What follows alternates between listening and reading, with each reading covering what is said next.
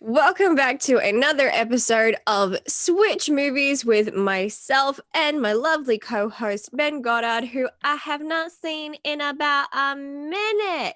It's been a while. It It, has. I think it was for the championship belt for your lovely game show that you host. Oh gosh, so that was September. I was gonna say October because I know we had both Halloween stuff, but maybe we are just both in the mood for Halloween stuff that day. No, I was too busy with my marathon. I had to do. Oh yeah, Yeah. so it had to be September for sure. Yeah, what was your number? It was like two something this year. I needed to watch 206. I only reached 188 because life Wow. got in the way and it killed a lot of my time with taking care of my mom. And then a couple people wanted me on their podcasts. And then I tried editing a couple recap videos and they literally take all day. So I lost about 2 days. And then for some reason, I thought September had 31 days in it. So I usually start at like midnight on the dot and hit midnight, and I'm just like, what? October 1st? What the hell? I lost a day. So Oh wow. That's tough. That's tough. I was off my game this year. I am mighty disappointed in I myself. think that is the story of 2020 off my game. Like it's okay. I think we'll live with 188 Halloween movies from you. Oh, good, good. Okay, that's good to hear. Did you watch any festive films in October? I watched The Thing. That's my go-to. I Okay. didn't get to watch The Descent or Freddy vs. Jason, which I was really sad about. I watched The Evil Dead for the first time, the original Sam Raimi one, and it was goofy and bloody as it was advertised. I'm trying to think of what else. I think that's kind of it for spooky movies for me. Um, I rewatched both Addams Family movies, and gosh, they're so great. They're so Uh, great. I They're just have to so go back charming to and those fun. every October. I can't They're not so do it. good. They're so good. I stay away from the third one though. The new animated one? There's a No, third one? yeah, but it's a completely different cast. Oh, okay. Tim Curry plays Gomez. On paper, that sounds great, but It's it's Adam's Family reunion, okay. and like somehow there's like another family named Adams, but they're like a full on like Connecticut style family, and somehow like the family reunion invites get switched and they end up going to like some country club to meet all these people that have their last name, and it's just like you'd think that Man, right that on paper, this sounds awesome. Like, it this sounds really great. it does on paper, and then you watch it and I've never been so upset in all my life. I'm like, I love Tim Curry, and what was it, uh Angelica Houston? oh god, I love her too, but she was not in it as Morticia. Let me look this up. It was Daryl Hannah, I think, plays Okay. Morticia. um Yeah, Daryl Hannah. Let's see who mm, plays Wednesday. Nicole Figure, Jerry Messing. Oh man, like yeah, no one came back. That's crazy. yeah, it was pretty devastating. I watched it a couple years ago because I'm like, wait, there's a third one, and I got my hopes up for a split second. I'm just like, yes, everyone. I'm like, oh no, damn. Those straight to videos. Yeah, one day I'm gonna have to probably rank them all, which means I'm gonna have to watch the animated. It's harmless, but it's like, why didn't they just do another live action? Because you have Oscar Isaac, who looks exactly like Gomez. You have Charlize Theron, who looks exactly like Morticia. And I'm just like, Does she? I mean, Charlize Theron can literally do everything. You put her in a black wig, like, she's tall, she's intimidating, she's gorgeous, like, that's Morticia. And then Chloe Grace Moretz, maybe a few years ago, she would have been a good Wednesday. She's like a little old, but she still could have worked. and then Nick Kroll as Uncle Fester. That could work. Not my number one pick, but I like Nick Kroll as like an actor. He could work as like the zany Uncle Fester. So like it could have worked. And the story's fine. They do a little more with Pugsley, which I liked. Mhm. Because like you rewatch it, it's just the Wednesday show, which is great. Christina Ricci's amazing. Yeah. But Pugsley is literally just there for her to torture him. So I mean, there are parts of it that I like, but yeah, it's nothing compared to the live action, but it's harmless. If you're introducing kids to it, then yeah, you're like, yeah, show them that. It's fine. I just the trailers just kept coming on everything that I Oh was yeah. doing. Every video I watched, there was an Addams Family trailer, and at first I was like, oh, and then I watched the first trailer. I'm like, was that a joke? Oh, Yeah. okay. And then I heard the next one, I'm like, oh, okay. Like I Yeah, don't that's usually how it goes. I don't think I want to watch this, especially because like in the trailers they usually like use their best material. I'm like, was that their best material? Ooh. Yeah.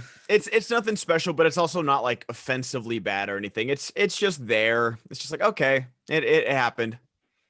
Well, that applies for most things. Isn't it it's Tim Burton doing a live action Yeah. series or movie or whichever. And I Mhm. don't know if it was a fan casting or legit casting, but it had Ava Green as Morticia.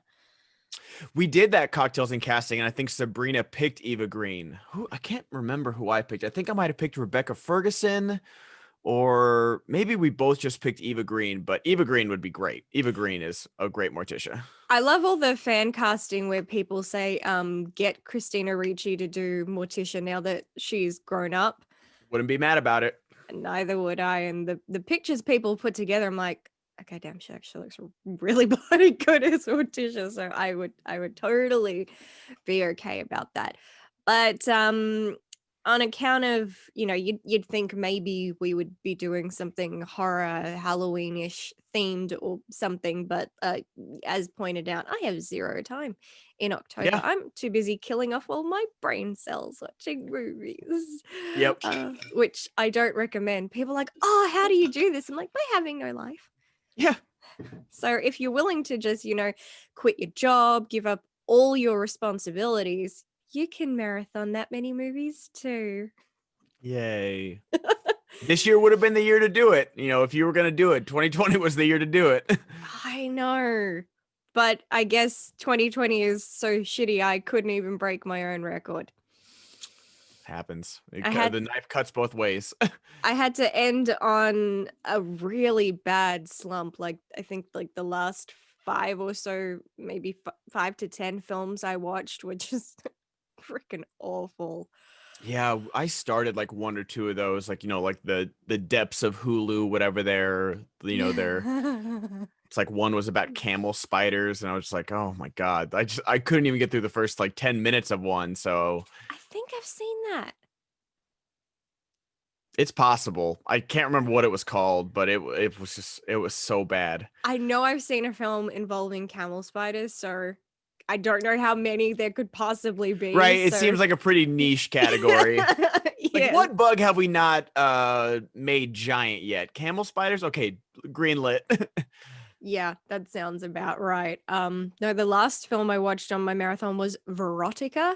It sounds very much like what you think it might. It's like a horror, erotic, gothic thing, anthology type thing based on the guy who directed it. He has a comic book company, so it's based on his like gothic erotic comics. Okay. And the stories, I think there was something there, but I don't think he should try directing again. Okay. He should stick to the comic books. And maybe next time when casting for your film, don't cast actors off Pornhub. I think I'm looking this up right now. That's why I'm looking off screen. I think Red Letter Media did that because they do a thing called Best of the Worst, and so they just because they get sent just old VHS, Oh, old God. DVDs, like just the worst.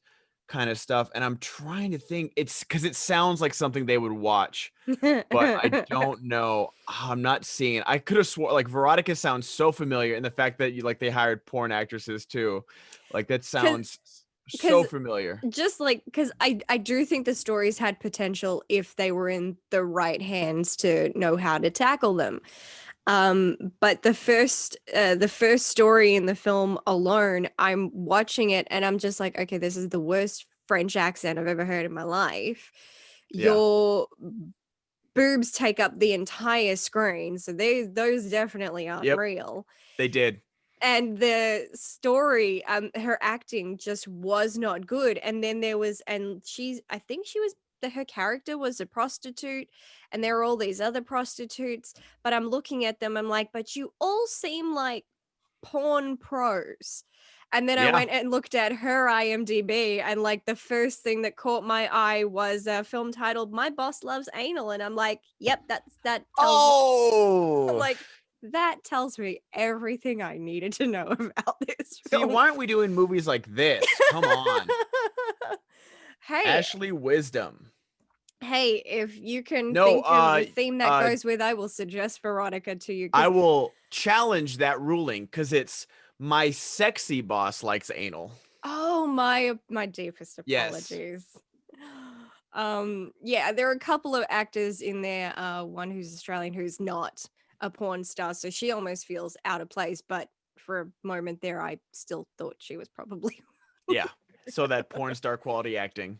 Yeah, I'm literally it's seeing not it's so great. funny. Red Letter Media did an hour-long breakdown of this movie, Oh and my then god. Chris Stuckman, who's like also the other big movie reviewer, did a 30-minute review about this film. Like, so this movie, it was out there. It's pretty big. It's in review terms, a lot of people have called it one or two things, either one of the worst films of all time Hmm. or called it one of the funniest films of all time, but it wasn't intentionally funny. Yeah, yeah. Like apparently the director, when he was at the screening, the whole audience was laughing and he was pretty hurt because he did not intend to make a comedy. And watching it, I'm going, I don't see this as a comedy, but I understand why people were laughing because it's just like, really? Yeah.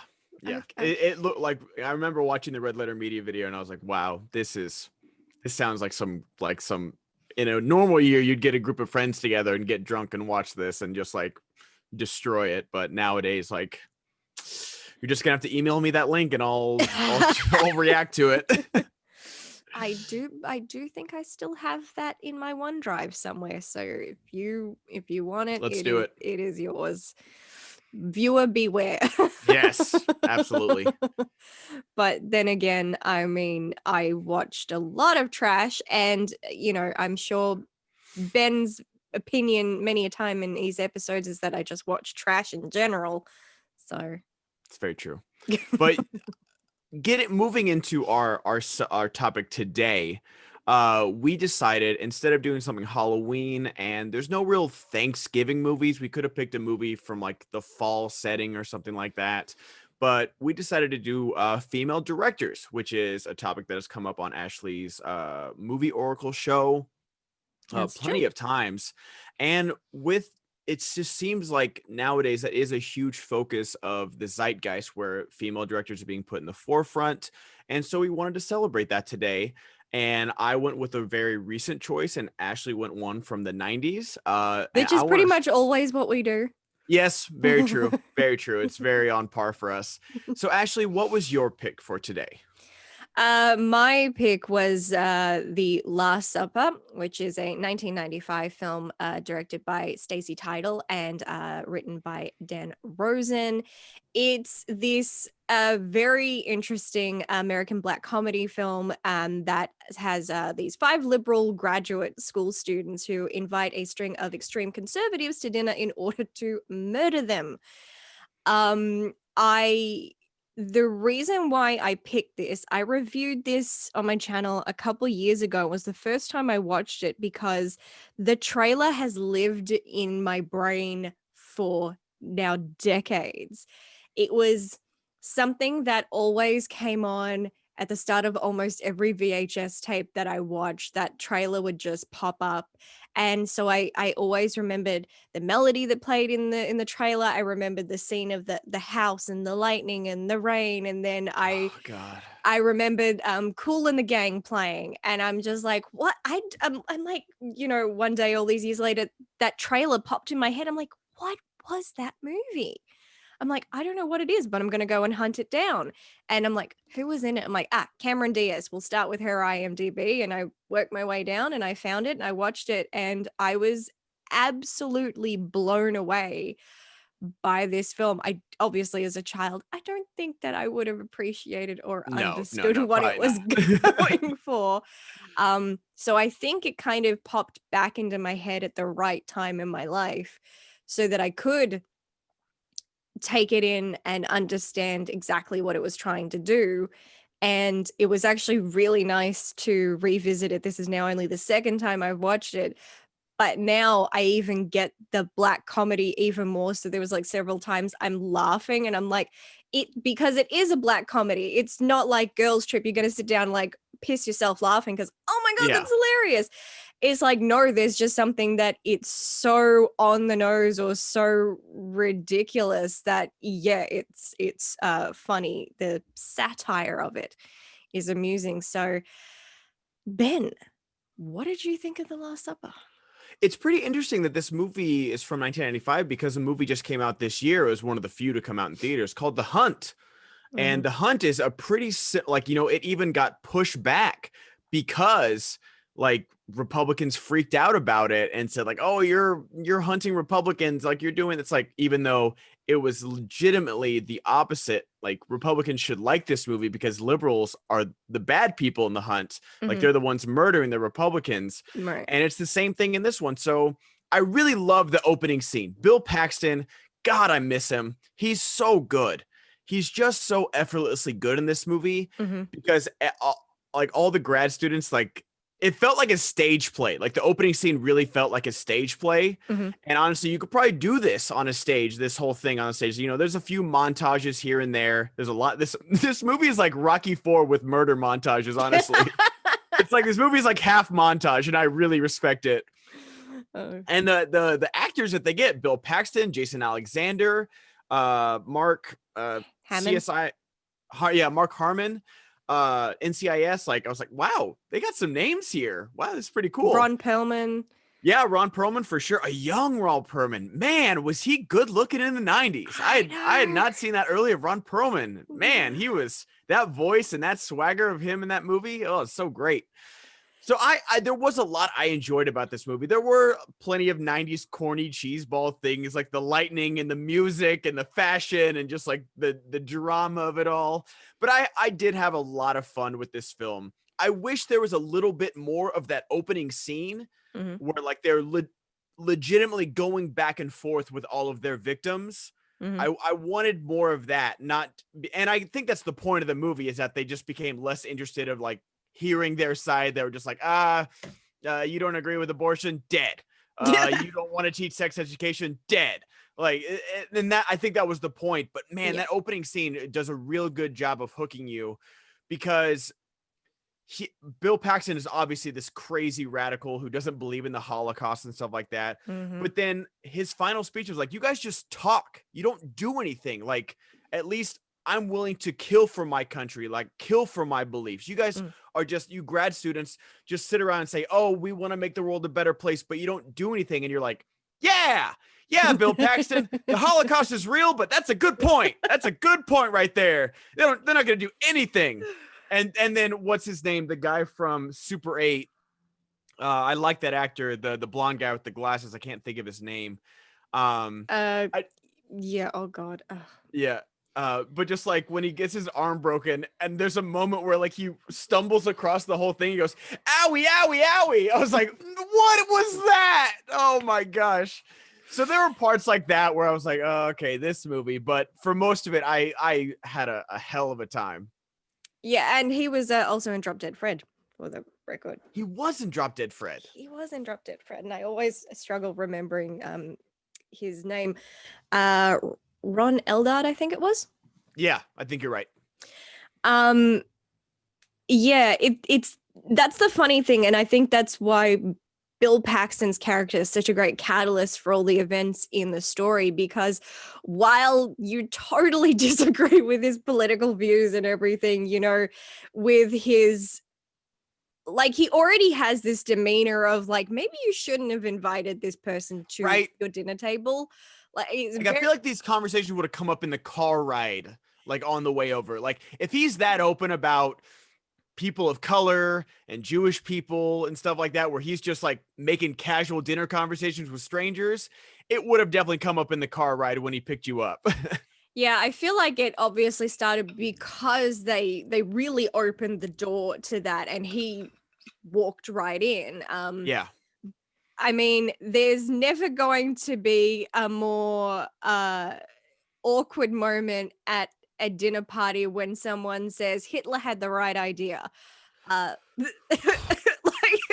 how do you That's a conversation starter right there.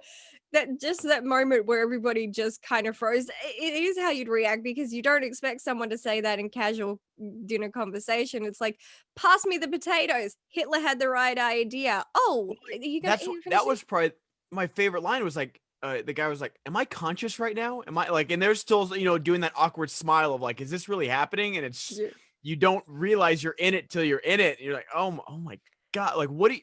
Because that's such a thing, especially Mhm, nowadays. Like, and that was the funny thing. I saw that meme. It was like, because here in America we're struggling with COVID pretty bad, mhm. and people are still going to Thanksgiving. It's like, y'all have spent 4 years avoiding Thanksgiving because of political conversations. And the 1 year we tell you to stay home to save lives, you're like, no, I'm going to go see my grandma and talk about Trump. It's like, what are you doing? You've hated Thanksgiving for 4 years. And now suddenly the one time you have the valid excuse to not go, you can't resist flying across the country. Yep, that sounds about right. But Bill Paxton, who actually recorded his scenes while he was doing Apollo 13, he Wow. had a weekend off, and he came, shot his scene, and that was it. So, and He's so good. He's so good. he rest in peace, Bill Paxton. Yeah. Rest in peace. We lost a good one. Um, but the fact that, like you said, he's saying these very controversial things, and he feels no shame in anything he's Mm-mm. saying. And obviously, these liberal characters very much live inside of a bubble, because while they're like, yeah, we want people over for discussion, they've obviously never been confronted at this level with such a Yeah. polar opposite set of views, and they really do freeze in their tracks. Like, they don't know how to form an intelligent argument for why their views are right. Like, honestly, how do you form an intelligent argument for Hitler killed 6.6 million Jews? It's like, no, he didn't. It's like, oh, Yeah. well, he did. It's like, no, he didn't. It's like, I don't know how to counteract this, Right. because as they say, you can't fix stupid. But it is that moment where, like you said, he turns it around, and he really, I feel like, essentially a conservative goaded liberals into becoming extremists. Yeah. That is Like basically. they saw what he was doing and they were like, "Wow, he's right. We really don't do anything. Like we Mm, were literally threatened with our lives and we still couldn't do anything until the very very end." And then even but that was also the thing. It was like they could have easily called the cops right there mhm. and been like, "Okay, it was self-defense." And that would have been it. Yeah. Like it was one thing if no one got hurt and he was just yelling. He broke the guy's arm. Yeah. Like he could have been like, he broke my arm and we had to kill him. And then honestly, on top of that, and they didn't know that at the time, but like he was wanted for something. Mhm. So like they could have solved all those problems. But man, Courtney B. Vance is just chewing the shit out of this movie, and I love it. He's so good.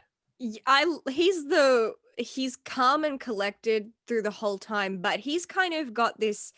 You can kind of, for a lot of this, see that he's kind of got this inner monologue going on. We're not seeing it, but you kind of see it on the surface what's going on, because it's very slow. Everybody else has very drastic shifts in personality. The people who originally were like, no, let's not kill people, immediately kind of sink into guilt and depression, and they're immediately like, this was a bad idea. The ones who were so vehemently against it are now being getting very cocky and overconfident, and very brazen, Mm. and of course we have Annabeth Gish, her character Paulie, suddenly, like, now her sex drive is increased, like, yay, Right? she's having a great time, whereas her boyfriend, he's like, please don't touch me tonight, I can't do this tonight. They have such shifts in personality, whereas Courtney B. Vance, his character is just sitting back, he's taking it, like, even when someone, he's just, Bill Paxton's threatening to kill them, he's just standing there calm and chill, because he knows right off the bat, Bill Paxton's character is probably a racist, Yeah. which he was, but he immediately got that vibe with the way he was looking at him. It's like, oh, there's a confrontation coming, and you don't think it's going to escalate and knives being pulled, you know that's not a knife, this is a knife. This is a knife. um but it's just great, that there are some people who obviously I think miss the point, because some people have said that this film is conservative bashing. It bashes both sides equally, just in very different ways. It's showing Yeah. that if it doesn't matter what your stance is, whether liberal or conservative, it's when you take those views to the extreme, you stop doing anything worthwhile. And it also is pointing out how the media kind of fuels those fires of keeping both sides pinned against each other, whereas to the point that it cancels out anything that they may have that has any merit. And that's why it gets to the point where, yeah, we're seeing a lot of very radical conservative views, where Mark Harmon's character is, he's saying it's really hard, if you have any sensible views as a human being, watching these characters say things like, Dude. Ooh. women cry rape after they've already consented and all that stuff. It's just like, I need my asthma pump. Well, then like he's like, oh, they should just be barefoot and pregnant. And the kid, she's like, I don't know, that's a little sexist. I was like, what? What? It's great. We are there's stuff there that's great, like even the Reverend, who is a walking sin himself, and is criticizing gay people for being a sin, and that gay is the disease and AIDS is the cure. Yeah. And they're all just like, they're like, can we kill him now? And it's like, no, no, no, no, no, hang on. It's like, going through that, and I'm like, meanwhile he's like, and I'm eating this, and I'm like, you are the Yeah. epitome Is there of butter for the gluttony. rolls? Like he's just having and that's the thing, is that like he's just having the most casual conversation. He is, and yet he's showing that he's a very hypocrite in his beliefs, which many people are, because he's, preaching about sin while he's committing sin at the Yeah. table. um and so that's pretty funny. And then it goes from these really hardcore conservative views, trickling down to, like, they're clutching at straws, to stabbing a woman because she didn't like Catcher in the Rye. Yeah. It, That like and like, or the Malcolm X type character that doesn't eat pork. And it was like, oh, okay.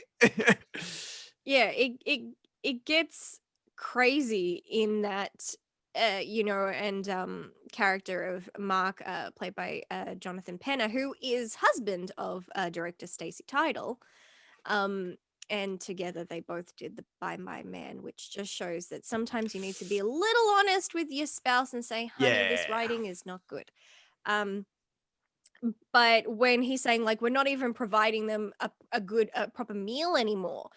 And Mm. it is getting to that point, because you had that one guy who turns out he was anti-homeless people, and he changed his point of view, he changed his stance, and they were so eager to kill him. They're like, no, but you're entitled to your opinion. He's like, yeah, fuck the homeless. And they're like, Yeah. yeah, let's kill him. It's that point where it's not about them trying, they keep saying to themselves, we're doing good, we're doing good. It's like, you're not doing any good, you're not contributing to society. You've become the thing that you were bitching about and claiming to hate, meaning you're just as bad, because you've taken the stance of, well, who needs open discussion and debate? We're not trying to understand people or change their minds. It's, if you don't agree with me, you gotta die. Yeah. And it becomes that, and like that's what I was saying, is like I would have loved like a conversation after conversation. Like this felt very like the beginning felt like a Tarantino movie almost. And this is right after Pulp Fiction and stuff like that. And Mhm. that movie sent shockwaves throughout Hollywood. And I think everyone kind of wanted their Tarantino-esque movie with the dialogue, like being at the forefront. Mhm. And the beginning did feel like that, because it was a lot of back and forth, like just quick dialogue. And, Bill Paxton is just like this catalyst, like you said, and he's just burning a hole in this conversation and just triggering everybody at the table on purpose. And he's so good at being an antagonist in just 5 minutes of screen time. And it's so good. But then, yeah, as the movie progresses, there's just like, oh, you didn't like that book? You're dead. Oh, you don't drink wine? Well, we're going to stab you anyway. So much so that they get to a 17-year-old that has probably been, brainwashed by the church and her parents about like, oh, like we shouldn't teach sex education. Like they shouldn't even give out condoms. Like abstinence is the way to go. And they're just like, no, like she's got to die too. It's like, what? You're not even going to give this child, this literal child, a chance to Mm. see something, change some opinion about herself, Yeah. about like what's going on in the world. That she hasn't even had sex, like nothing. She doesn't know anything. It's not even that she's like being malintended. She's just ignorant about things because she's young. And it's just like, y'all need to pump the brakes just a little bit, please. But on in yeah, and the thing about her is that she kind of had, to her credit, she had some intelligence, where that moment where Cameron Diaz is, trying to say, it's like, I've experimented, I've done things, and this 17-year-old had a bit of a spine to say, well, look, no offense, ma'am, but it's the way of your generation has behaved that has put my generation in jeopardy. It's like, she's got a good argument there Yeah. for her stance. Like, if this was a debate team, she's got some good points there.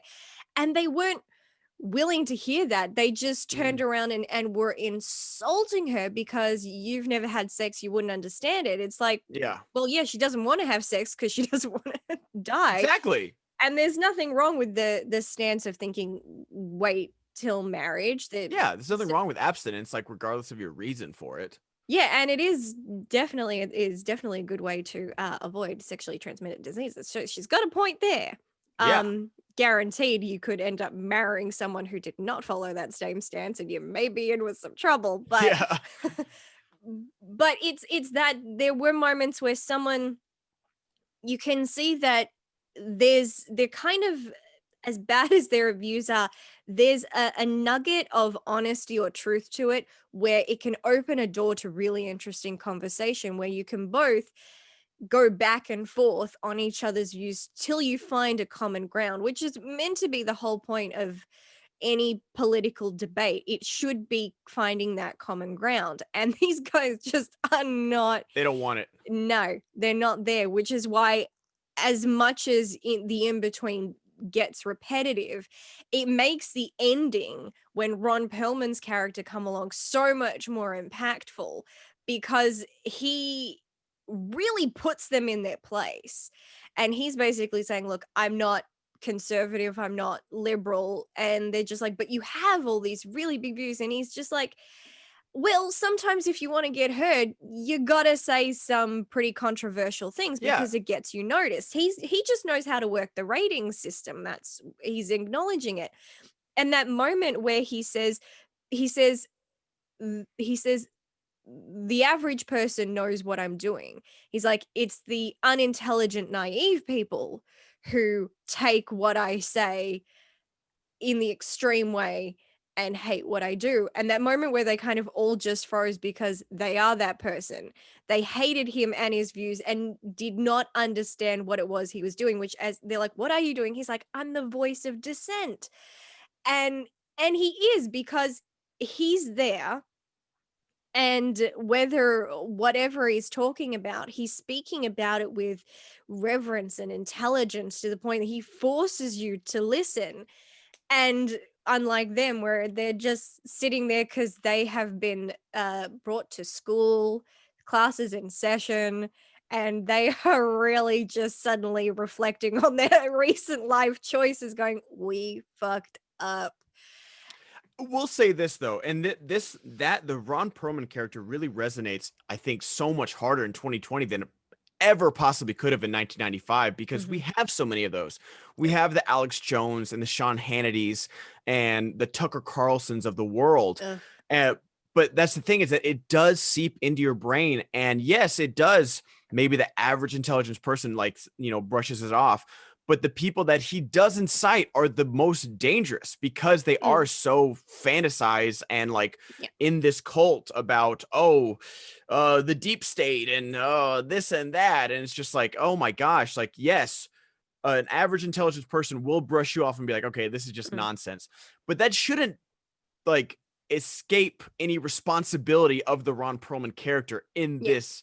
I'm not saying like again, I'm not saying he should have died at the dinner table or something like that, but that whole speech, like I was kind of going back and forth, and maybe that's the point of like, yeah, you are kind of a sellout and just doing it for ratings, but also the violence and the things you could be causing with Mhm. your base, your fan base, saying that, Native Americans, what were they doing with this land? Nothing? Okay, then it's ours to take. Oh, like homosexuals, they don't deserve a right to marry or basically to live at all. It's like just because he's saying that to like Yeah. the lower degree of intelligence people doesn't like abdicate him of any responsibility of what might happen, even though he says that in the movie. He's like, it's not my responsibility for what they Mm. do. It kind of is. Mm. It and it's true. It is that moment where you agree with a lot of what he's saying, and it's just that kind of inability to take uh responsibility and accountability for anything he Yeah. says, when it's like, but people do listen to you. You have put yourself on the airwaves to be seen and heard. So people are going to interpret things a certain way, especially when you speak in a way that is kind of designed to get people riled up. Now, if you look at it through the eyes of wanting to, or ears, of someone who was just ready to pick a fight and disagree, you listen to the things he says and you're like, "Oh my god, this guy is an asshole. What, I can't believe he has these really harsh views." But if you actually listen, there's kind of the way he says it, there's a subtle, a very, very subtle, satirical quality to what he's saying, which is why he's saying later, he's like, "I don't mean it." And the smart people get it. It's like, yeah, a smart person will notice that tone where he's talking about gay parades. And he's like, "What happened to our parades with people dressed as kings?" And he's like, "Well, I guess that kind of is a gay parade." He's pointing out the hypocrisy, but a common person isn't going to catch on to Yeah. that little thing because he's not saying it directly. He's keeping it subtle because if he goes more on the forefront, he loses, that fan Yeah, base. his base that pays his ratings and stuff. Yeah, they're saying, like you said with the Native Americans, it's like, yeah, there's irony in what he's saying. Like, what were they doing with the country in the first place? That's ironic because it's a dumb question of any smart person is going to be like, well, obviously, because it was their question. But a radical right wing person will hear that and go, exactly. What were they doing here to begin with? And they'll Yeah. run with that. And it's like, oh, yeah, that one went right over your head. But it's kind of designed to go over their head. He does know what he's doing.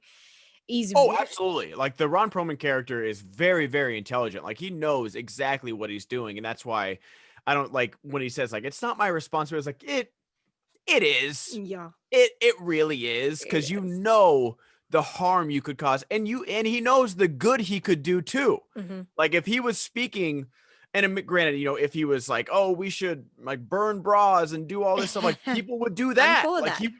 yeah, he would if he was on the radical left, whatever the radical left is, he would absolutely like have the same kind of impact. So Apparently, these students are the radical left. yeah, absolutely. And so, and like I did have a lot of fun with this movie because it is fun to talk about. And like Mm, if you haven't seen The Hunt, I think The Hunt would be right up your alley because it's in that same kind of vein where a bunch of liberals kidnap a bunch of like right-wing Republicans and like hunt them. Literally mhm, like hunt them like the most dangerous game. And it's a fun movie and it paints both sides really like anybody that got offended by the movie. I was like, everybody comes out looking pretty bad in this movie, and the mm. hero of the movie is a Republican. So just saying, like, Yeah, that's what I ultimately walked away loving about this film is that it really opens up so much to discussion. There are films where you can break down the cinematography, the performances, the directing, all this stuff.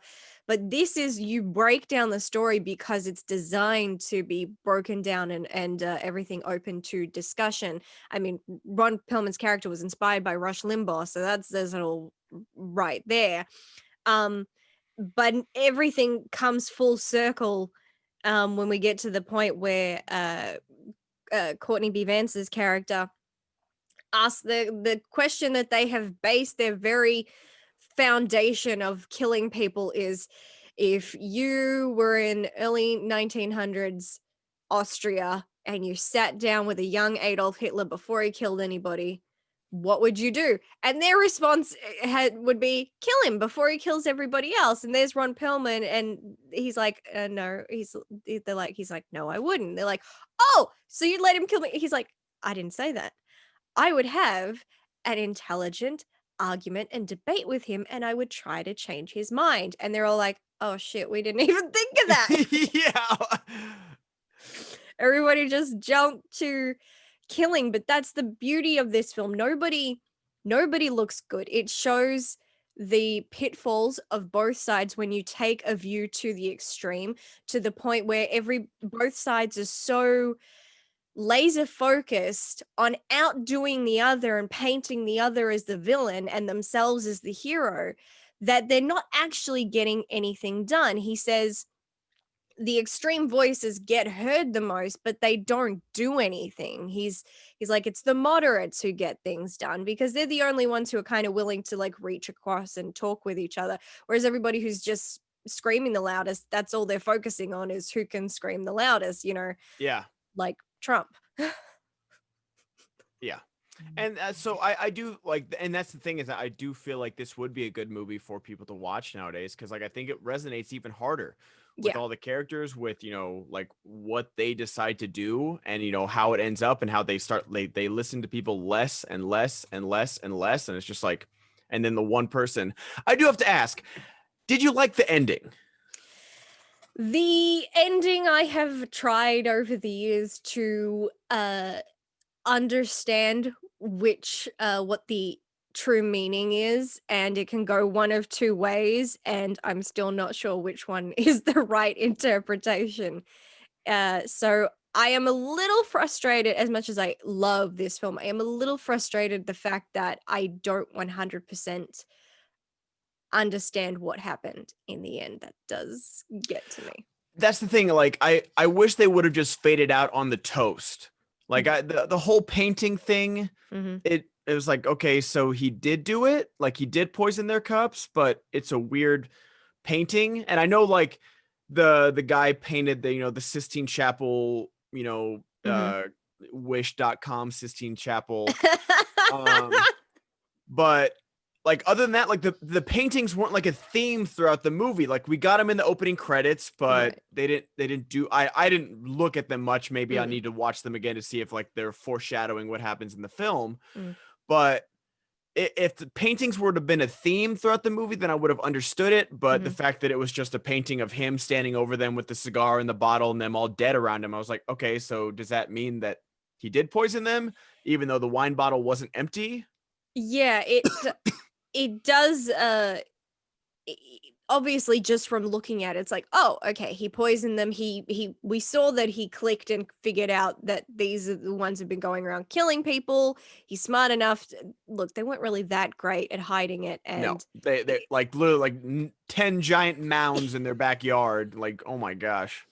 so he puts two and two together, and he obviously sees, oh, I think they were going to kill me. I'll kill them, which again, makes you that ending kind of makes you question his character, because he's saying he's a voice of dissent, and he's saying he wouldn't kill Hitler. He'd talk to Hitler, but you're saying he killed them instead of talking to them into like Yeah. maybe turning themselves into the police or And something. they had changed their mind about like killing him. Yeah. They weren't going to. He had changed their mind. So you're just like, is he a hypocrite, or is this an aspect of his character where he can play to any audience he wants? He can play to the conservative audience, and in this case, it was the liberal audience. So he was just giving them the liberal perspective. Like Yeah. you question a lot in that moment. I saw another person had a theory. I don't know if this is an accurate theory, but it was a really interesting one, Mhm. where they said they thought that because Mark's character is the painter, that maybe, given Ron Perlman's character's speech, that maybe the painting is a metaphor and Mark lived, so therefore he painted it, and it was symbolic of them not dying, but their past views and how they did things kind of Yeah. dying and them transforming. I'm like, that's a really nice theory. I I like like how that. you've interpreted that. I'm like, I would like to talk to Stacey Title, please, and say, can you just Yeah. tell me which one is correct? For sure. And and that's the thing, is that it's not like a terrible ending or anything, but Mm. if they just would have cut away on I thought they were like, it faded out on the toast. I was like, "Oh, that's fun." Cuz like he could have easily poisoned them, and then it came back with the painting and I was like, "Wait, what?" Mhm. So, I didn't like that, but other than that, I had a lot of fun. So, what is your movie Oracle rating on The Last Supper? It's still, even on the second watch, I'm giving it 5 out of 5, because even with the cryptic ending, the level of discussion that this film creates, the intelligence in the writing and how they've crafted the characters, the fact that they managed to achieve so much in, I think this film was only filmed over 18 days, Yeah. um it is just insane and amazing, and also kind of sad that it's still politically relevant today. Yeah, that's um very true. so very few films that have a political storyline you can watch, and 20-30 years later you watch them and they're like, oh, that did not help, but this one actually still does. So yeah, that's still a 5 out of 5 from me. What do you give it? I give it a solid 4 out of 5. There's a lot I liked about this. There's a lot of dated 90s stuff, which, is you can either take as charming or dated. It was like, it was kind of a mixed bag for which way it went for me. The Right. performances are great. All the side characters that come in also give great performances, and, the little screen time they have. But yeah, especially like Bill Paxton. I keep going back to Bill Paxton because he's just so good in this movie. But no, and it is sad that it is still politically relevant, but Mhm. that makes it that, like, unfortunately, that gives it staying power, and you can watch this and still resonate with a lot, with especially with the I keep going back to the Ron Perlman character. We have so many of those nowadays. Rush Mm. Limbaugh is still around. Yeah. Um, so I had a quite a good time with this movie.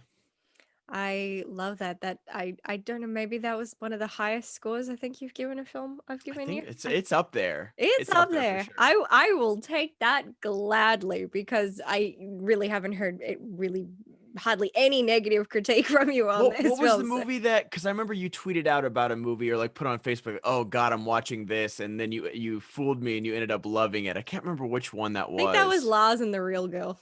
Yes, I think it was. I think it was Lars and the Real Girl. You ended up loving it, and I was like, "She Psych, doesn't psych, like psych. that one?" Yeah. All right, That so was one of my my movie best moments. that I picked was from 2017, 2018, depending on where it got released, because it's a smaller film. It's called "You Were Never Really Here." It's directed by Lynn Ramsey and stars Joaquin Phoenix.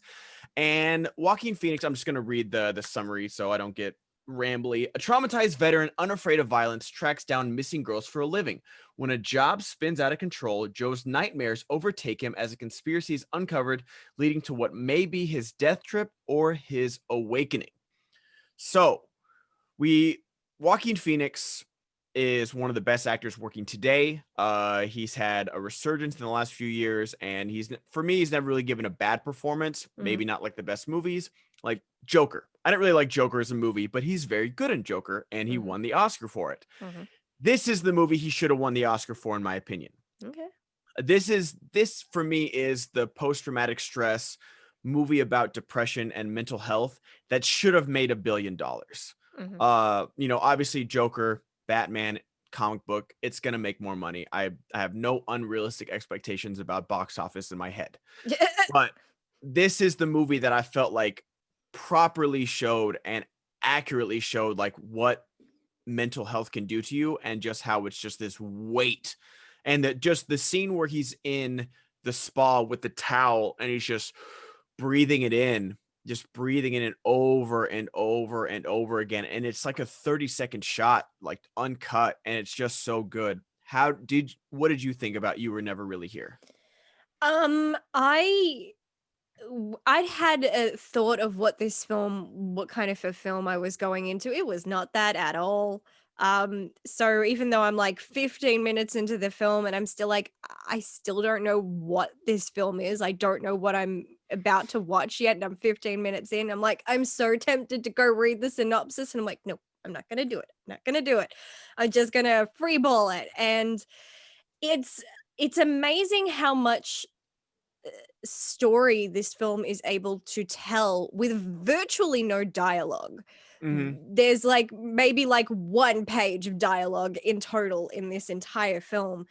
And so it's definitely a film where you have to be paying attention to it because you can't step away, go do something, be like, yeah, I'm just listening to it. It's like, no, you actually have to watch to pick up on the story and everything because it's those very little 5-second flashbacks that give you context to his character, his time serving in the military, his time working with the FBI. That's like an microsecond of a Yeah. flash that you have to be ready to catch. Oh, he's standing there with an FBI vest on. Like those are little things. So it wasn't until he was like sitting down with that senator or whatever, and he's like, I want you to find my daughter. I'm like, oh, so he's not a bad guy. Like up until then I'm thinking Yeah. he's either a sociopathic serial killer or and then it's like, oh no, now he actually goes into offices. I'm like, oh, so he's a hitman. And then it's just like, no, it's not even that. He is a mercenary, he's a gun for hire, but he's a gun for hire doing bad things for good reasons. Yeah. Because obviously he's seen a lot of bad things during his time in the war. He obviously, I'm guessing he was part of a trafficking division with the FBI. Um, and he saw how badly that goes. So he now takes the legality out of it because there's only so far you can go with that route and goes the more hands-on approach to get the job done and try to save what lives he can and kick asses of all pedophiles and sexual predators alike, which I'm all for. Uh, but yeah, all the while we're seeing the flashes of he obviously had a very traumatic childhood. He had a violent father. I think my jaw dropped a little bit when I saw Judith Roberts, for no other reason than she plays Mary Shaw in Dead Silence. I'm like, hey, she was the evil one going around killing everybody. I'm like, I liked her. Like, I'm like, good to see you again. You still acting? And I'm like, good for her. And then I saw she was in Eraserhead. I'm like, that was her. Whoa. So good to see that she's still acting at her age. Way to go, her. Um, but yeah, I think the only I don't even think I don't know if this is a negative or not. It was just the whole time I'm watching this and I'm thinking, when was the last time Joaquin Phoenix played a character that didn't have mental health issues? Yo, yeah. It's I don't want to say it like he's got a niche, It's his but, like, wheelhouse, I'll say. it is his wheelhouse for sure. And yeah, just and the thing is, like, I'm looking at the IMDb right now, and it's got an 84 from critics and a 6.8 from the audience. Oh. And I'm not like saying that, oh, like the audience doesn't get it, but I think what the audience is expecting, because even movies like Drive, which has barely any dialogue from Ryan Gosling, you still get that almost catharsis of the violence. There's a Mhm. lot of like violence and gore in that movie. And, like one of my favorite scenes is like him going kissing Carrie Mulligan in this slow motion, then turning around, just stomping out this mafia guy. And you're Mhm. like, oh, that's such a like just a visceral scene going from one like end of the spectrum to the other. Right. And I think just people wanted to see that, like him taking a ballpoint hammer from a hardware store and going around this sexual pedophile house and beating the crap out of these pedos. And you don't get to see any of it. Mm. You don't get to see, like, it's all in the security cams and it's silent. And you just see him go into rooms, maybe like, you see the motions, but you don't get any of like, man, like I need like this almost like venting, and you like it just leaves you on the edge. Mhm. And then especially, it's spoilers, so we spoil every movie we talk about. We do. It's ramping up to like, even the thing is like what uncovered this huge case, this huge conspiracy. He rescues this girl, the hotel clerk gets murdered, he gets, the like two assassins come after him, girl gets re-kidnapped, and he's like, oh, what's going on, and then he goes to this huge mansion, you're gearing up for this final showdown, and everyone's already dead.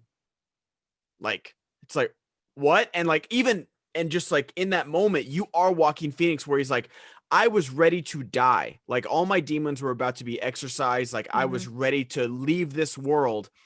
And he's not happy about, like, the girl comes up and she has to comfort him. She Mm. has to comfort him as like, your time's not up. You're still gonna be on this earth. Like, you still rescued me, but the girl had done all the work. She had killed the senator that was trying to sleep with her. And it's just like, it's this crazy turn where it's supposed to be this revenge, like you're expecting like Taken or something like that, Mm. where you get to see Liam Neeson beat all the ass of literally everybody and punch all the throats. Yeah. But nope, you get none of that. And like, just his reaction to it is almost like a microcosm of yours, was like, oh, I wanted to see this. I wanted to see the bad guys get their comeuppance, but instead it all Mm. happened off screen. It Yeah. happened in the most not unsatisfying way, because the girl got rescued, but like the least cinematic way. It's just like, Yeah. oh, okay, the movie's over. Oh, that's not what the movie was about. Okay, cool. Like, I remember being in the theater, because I saw one trailer and it did look like Drive. It did look like Taken. It did look like, because I mean, I remember people sued theaters over Drive because it looked like The Transporter. It looked like Fast and the Furious, and it wasn't that at all. And that's how this trailer was cut. It looked like Taken. It looked like this, Joaquin Phoenix is all buff and badass, and he's going to take a ballpoint hammer to pedophiles. Dope. And then you go and it's this movie about mental health and PTSD, and Yeah. this guy like basically wanting to die, and that's why he keeps taking these dangerous jobs over and over again, because he wants to still do good, because he knows he's good at it, Mhm. but he doesn't want to be here anymore. Mm. And oh, I can't gush about this movie enough. Yeah, I think that I mean, and I'm saying that this film only made 10.9 million at the box office. Like, I'm surprised it made that much, honestly. Actually, I'm surprised it made that oh much. wow.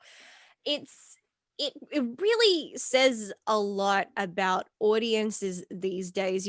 People complain about certain films that spoon feed too much of the story to the audience, and people complain about that. But then you have this film, which is on the other end of that spectrum, where it doesn't spoon feed you anything. It's Mhm. very much, you have to be prepared to sit there and let this film tell you the story it's trying to tell you. Because while there are events and there is a conspiracy about a governor who's a pedophile and is in control of, enslaving teenage girls into the sex trade, you'd think, oh, like, when it's like political thriller, like, no, it's not that.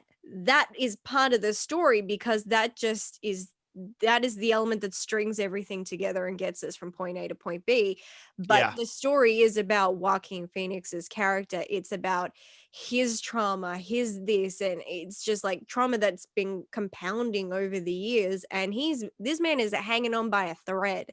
Yeah. And so you see those little cracks in his psyche, and that's really what it's about. The number of times we see him on the precipice of suicide, whether it be, him playing with the knife at the start, to him like leaning in when the train is coming, and then him, flat out putting stones in his pocket and walking into the river, Yeah. Virginia Woolf style.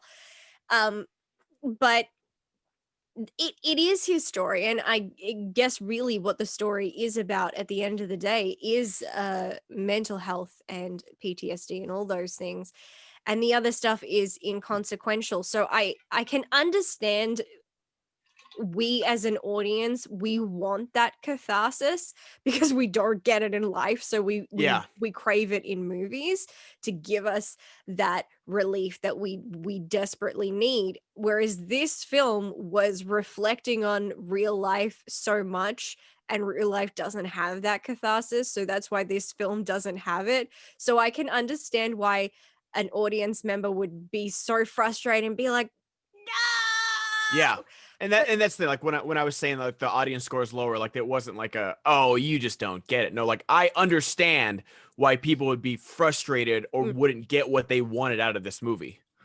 yeah, but I think that they have to be prepared that was not the point. It's not Yeah. to get the relief that you want, because that isn't life, and that goes against the character. If I mean, reflecting on it, I'm like, would I have actually enjoyed it at the end if he did get that relief? If he did get to kill that guy, would I have actually enjoyed that? Or was the ending we got the better ending? Mm-hmm. Like, watching it, I was, I'm like, oh, like I had my moment where, he has a hallucination of suicide at the end.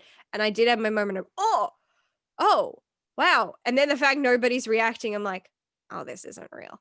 I'm like, oh, it's not real. We're okay. We're okay. All good. Yeah. I'm like, I feel bad for you though, but I'm good. I'm like, I can calm down now. I feel like maybe that was kind of put in there, this very graphic hallucination of suicide, to maybe like give you that little bit of shock or relief that you didn't get from all the other events. Like, this one thing kind of gives you that quick little jolt. And I feel like that kind of satisfied me to a little bit, like, because it took me so by surprise. I'm like, oh, suddenly I don't remember needing to watch this pedophile get his throat slit. Like, suddenly that's Yeah. not there anymore. So that's kind of very clever. It's just an alternative way to continue to sell your story, be true to your character and your story, but still create that little bit of relief. But yeah, talking about it now, I think it had the perfect ending, because knowing what it's trying to do, it just wouldn't have made sense if, by the end of it, he's cured, everything's fine, she's Yeah. happy. It's like, no, she's probably been fucking gang raped by who knows how many guys. She's not going to be okay. The fact No. that she's Yeah. saying she is, trust me, she's got a long time of therapy ahead of her. And he, yeah, okay, he feels good that she's okay, but he's still got a lot of baggage, and that's not Yeah. going to go away in 2.5 seconds. So it had the ending it should have had. Whether you agree with that or not is entirely up to personal opinion. But I think that ultimately, um, Lynn Ramsey stayed true to what she was creating. And I know it was based on a novella, I believe. Okay. Um, by Jonathan Ames. Was it a novella or a book? Yeah, it's a 2013 novella. Um, so I don't know what happens in that book. I'm hoping that Mm-hmm. this stayed true to that. Seriously, someone tell me, what's the difference between a book and a novella? I don't know the difference. Length, maybe. Because I know like Stand By Me and The Green Mile are novellas. They're I think they're shorter stories by Stephen King. The Short Life of Brie Tanner is a novella by Stephanie Meyer in the Twilight series. Oh, wow. Let's not go there. A short novel or a long short story? Wow. Wow, Oh, we're getting a little nitpicky over there, literature. little bit. But yeah, this is it's a shame that it didn't get as many, like I can see critic wise, it seemed to get the critics accolade. It just didn't seem to get anywhere else. Yeah.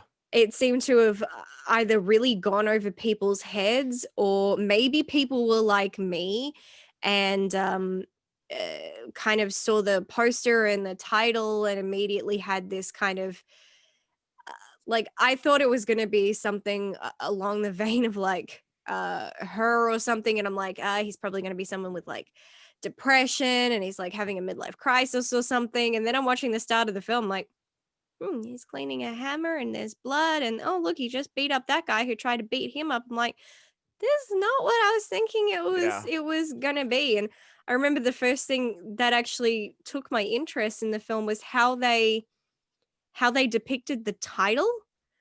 Like that's very, very rare in a film that the way they show that catches my eye. The last time that I went, "Oh, I love how they showed it," was The Invisible Man, and the way it was Mhm. the waves crashing up to create show the title because the title was invisible, and I'm like, "That was cool. That was creative. I like that."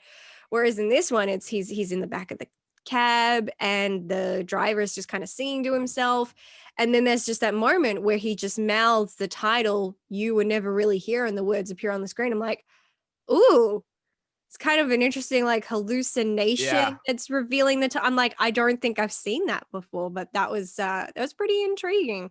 So, yeah, it's a shame that this didn't really get the recognition it deserved because it's a full-on film for sure. Yeah. Lynn Ramsey did a terrific job with Oh, this she's so film. good. She's so good. And that's the thing is that like if you like the Joker, I'm not here to say like, oh, you're wrong about liking the Joker or whatever, but I just feel like if we're gonna talk about a Joaquin Phoenix movie about mental health, we need to talk about You Were Never Really Here. Mhm. Because it's so, so good. So what is your movie Oracle rating of You Were Never Really Here? Um, I'm gonna give it a 4.5 out of 5 because I there was still like some aspects to it that I would have liked fleshed out just a little bit more at least on his history of like maybe getting into the mercenary uh profession or something like that, because we do meet all these characters and but there's such infinitesimal things that I'm just like I feel like I needed a little bit more. I don't feel like I needed at first I thought I needed catharsis. I didn't. I can live Mhm. without it, like life. But Yeah. but yeah, there was just that I'm still at my core someone who has that craving for backstory and context. And while they gave me lots of hints that allowed me to piece together the puzzle of who this character is, there was just a little bit more that I wanted. Like, what was the moment that made him go from FBI agent to mercenary? There's just that gap Yeah. that leaves me a little bit unfulfilled. So 4.5 out of 5, which is still So great. very high. I don't know if it's a film like you can go back to and like rewatch plenty of times because it's Yeah, that kind of like lowers my rating just a little bit. I'm giving it like a 4.8 out of 5. And okay. it's rewatchability is one thing. And you're right. Like it is a film, and not that it should be degraded because it's a movie you have to pay attention to, but it is something that if you miss one of those flashbacks, Mhm. everything can be lost for you. Yeah.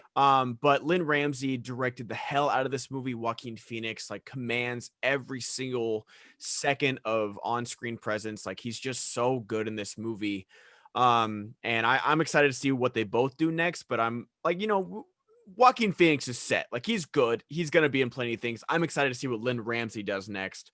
Um, because she's just so good, and this is such a strong hand at the wheel, especially with an actor like Joaquin Phoenix. Right. Like just to be able to push him in the right directions and be able to trust what decisions he makes and vice versa. So I think this is such a great pairing, and I wouldn't be surprised if they teamed up again for a future film. Well, I mean, they seem to both have the same kind of taste, I'll Mhm. say, for stories. I mean, I'm only now just seeing that she did We Need to Talk About Kevin, which I haven't seen yet. I know plenty I know it's about, but been on my watch list forever. but that again, I can kind of see where there are similarities between that and You Were Never Really Here, at least in the scope of mental health and all that. Mm. So it's clear that I think that I'm not sure what her other two films are. She's mostly yeah, she hasn't really done It's that those 2. much. Yeah. Yes, she only has like 4 feature Yeah. films on her list, so it would be interesting to see what she does. I wonder if it'll probably be like another mental health thing, which is fine if that's her thing. If those are stories she wants to tell and she's passionate about them, Yeah. go for it. But I do wonder what other genres and other stories she can tell, because she obviously has a gift for visual storytelling, Yes. which I think is becoming underappreciated, because while people complain, like I said earlier, people complain about having stories and plots spoon fed to them. At the same time, they will complain if a story or Yeah. film is not spoon fed to them, and it's just like, Yes. well, which the frick is it? Yeah. Like, Come on. like, people will complain that Joaquin Phoenix didn't have, like, the big dramatic mental breakdown in the middle of this movie and be like, "Oh, well, I was in the war, and then I went to the FBI, and I did this, and then I worked this case." And it's like, no, like, you got it. You got it through Yeah. the visual flashbacks. Like, that's Hmm. enough to at least give you a taste of what he's going through. Right. And that's what I appreciate about this film, is that it didn't hold the audience's hand. It's like, you need to figure this out on your own. Like, we're going to give you the clues. We are going to give you plenty of context for why Joaquin Phoenix is the way he is right now. Hmm. And then we're just going to tell the story. Yep. I think we could do with a little bit more of that, assuming that the people who watch it have the mental span Yeah, to take that very in. true. Not everybody does, but that's fine. If you're someone who does, then this film is definitely for you. This kind of, if you're someone who maybe has a bit of a puzzle brain like me, then again, this is probably for you, because you do have to piece all those things together. But if you're someone who really just wants that relief at the end, you don't, you want things spoon fed to you, probably stay clear of this one. It ain't for you. Yeah. Yeah. Absolutely. Especially, like, I don't want to give like a trigger warning to this movie, but going on with what's happening now, with everyone being, at least in America, being quarantined and Hmm. stuff like that, just approach this with caution, because it does kind of dive headfirst into a conversation about mental health. Hmm. So if you're not in the right headspace, which I would totally understand, because whew, it's been a year, just know that that's what you're in for. Yeah, there's almost a feeling about this film that, even though there's so many scenes where his character is out in the open and he's out and about, there's this, just the way of this story and the filming, there's this kind of, for me, a sense of like claustrophobia. Like Hmm. it feels very claustrophobic, because, and I think that's just a reflection of Joaquin's performance and Lindsay's storytelling coming together, that you kind of get that sense of, he is walking around with a lot and everything kind of feels like the walls are closing in. So even though he's like out in the street and he's walking the road and everything, you just very much get that sense like everything is just too close to him, and he's just like, nope, go wait, don't want it. Yep. So I personally really like that. I honestly expected to hate this film. I really did. Well, I'm glad you liked it, and I'm glad that we both liked both of our movies. And Yay! it's officially been a year of doing this podcast with Ashleigh, and we've had some goods, we've had some stinkers on both sides of what we didn't like. I will get you to like Mandy. I will get you to like Mandy one of It's these not gonna days. happen. It's never going to Oh, happen. I hate it. But of course, we're gonna find time to do a Christmas episode next month, guys. Last year, I gave her Krampus. And No, you didn't. wait, Not yeah, for I did. Didn't I? Christmas. Not for Was it Christmas. for Halloween? No, that was our very first episode. That was horror comedies. Oh, Oh, okay. Yeah, Oh. we talked about this in, I think it was our Valentine's episode, Mhm. maybe. We did plan to do a Christmas episode last year, but Ben very rudely went and got sick. Uh, Oh, that's right. I got crazy sick last year. you did. And so we didn't get around to doing it, which was a shame because I don't remember what I gave you, but you gave me It's a Wonderful Life, which I'd never watched before. And I actually ended up loving and cried hysterically for about an Yes, it's hour so afterwards. good. It's so I'm good. I'm not watching that film again. I don't my tear ducts just can't take it. I mean, Oh yeah, I mean, I've watched it for like 30 years in a row because that's like a Christmas staple, and it still makes me tear up. I see that as less of a Christmas film and just much like the film we just talked about, more of a film about mental health. Yeah, Uh because god damn it, if you don't cry after watching that film, you have no soul. man, it's so good. It's just so good. I think I have a Christmas film in mind for Ashley. I'm excited to see what she gives me. I've got a few, but I think I'm going to give her also a recent one that I think has become a Christmas classic for me. I think I know which one it is. Is it I animated? It is. I Okay. figured. Oh man, talk about a movie that makes you cry. I'm hoping it makes you cry again though. Why do you want to make me cry? It's a happy cry because that's what make it like I'm not a sad crier. I'm a happy crier. Like when things go Mhm. right in movies, I get real happy. And it like that's what brings out the tears for me. So it's such a happy cry moment. Well, I mean, I have, at least in the last few weeks, I've seen you talk about it. I've seen other people talking about it. Some people have watched it this year for the first time. Like, oh my god, that was so good. And I'm just like, well, if Ben really does end up doing a Christmas episode, we'll see. Then I'm like, I'm not going to touch it because I have a feeling that's going to be his recommendation. It has to be. I'm really not trying to overhype it because I know how you feel about overhyping movies, but when it comes to Christmas stuff, it takes a lot for me to put it in, a yearly rotation Mhm. because there's plenty of Hallmark movies and like Christmas Chronicles 1 and 2 just Mm. came out and they're enjoyable. Kurt Russell's just so damn good, but I don't know if I'm going to watch it every year. But this movie is an every year staple now for me. I've already watched it twice Wow. this year.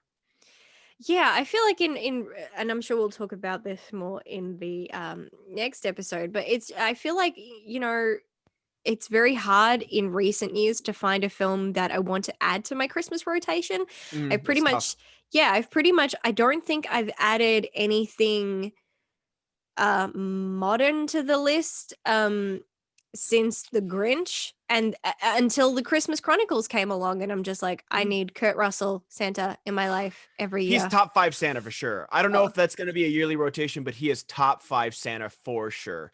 And I think the last one, and it's not really in a rotation. If I know people, not a lot of people like that one with Vince Vaughn and Reese Witherspoon, I don't but there's like that some. one.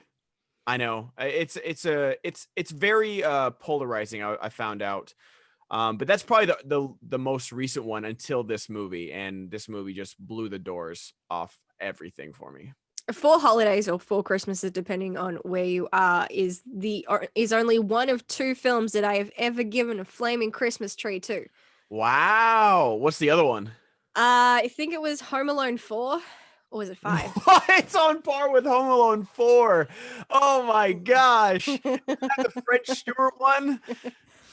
Yeah, was it 4 or 5? I can't remember which I one. can't remember either. I think number 4 I gave the worst rate. Is that Yeah. ScarJo's? Is that ScarJo's Home Alone? No, that's number 3. Okay. No, number 4. Yeah, no, I'm very certain it was number 4. It had a lot of the same characters from the first two films, except half the kids miraculously no longer exist. The kid Kevin is now younger instead of older.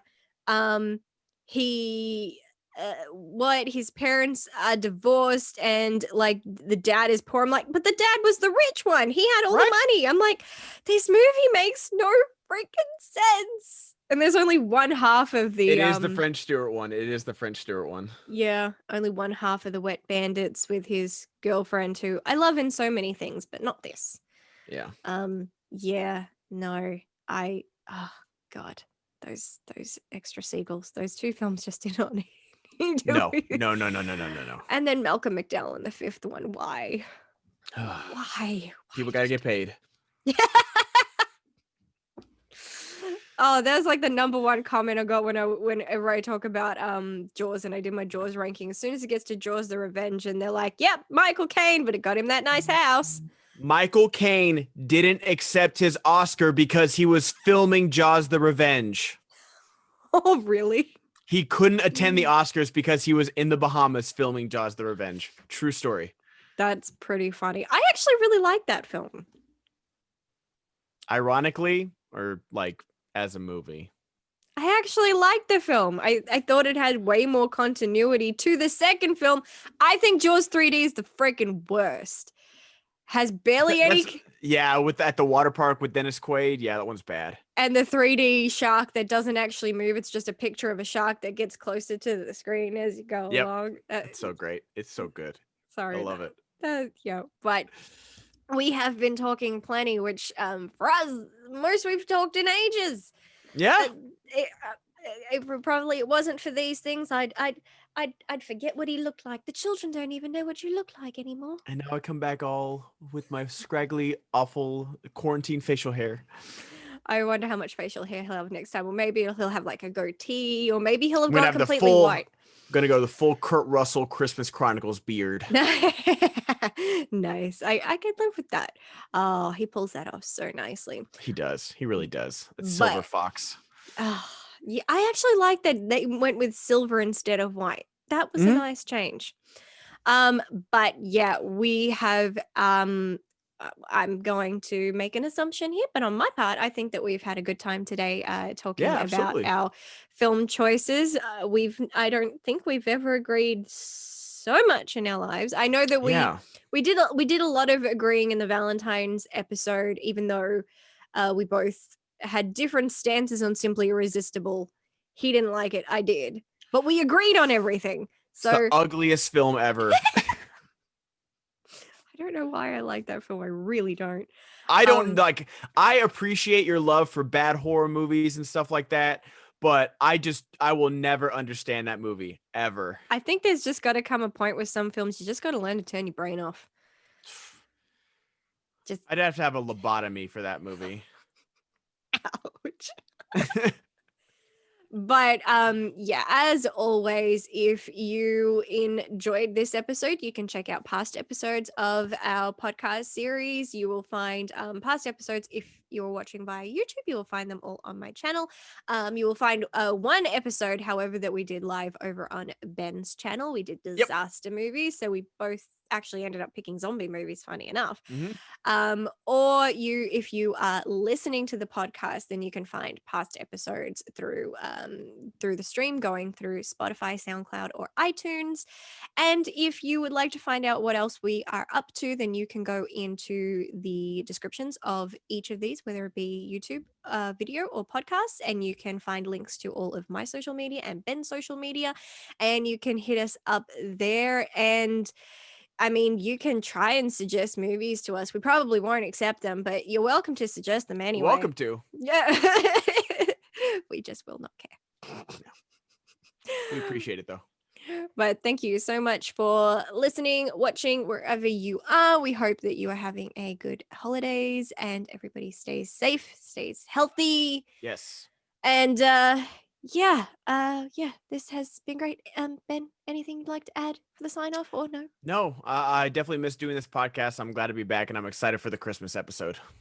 The first one! Yay! Our first one! Yay! So we will catch you in that one, hopefully. So until then, guys, bye! Bye!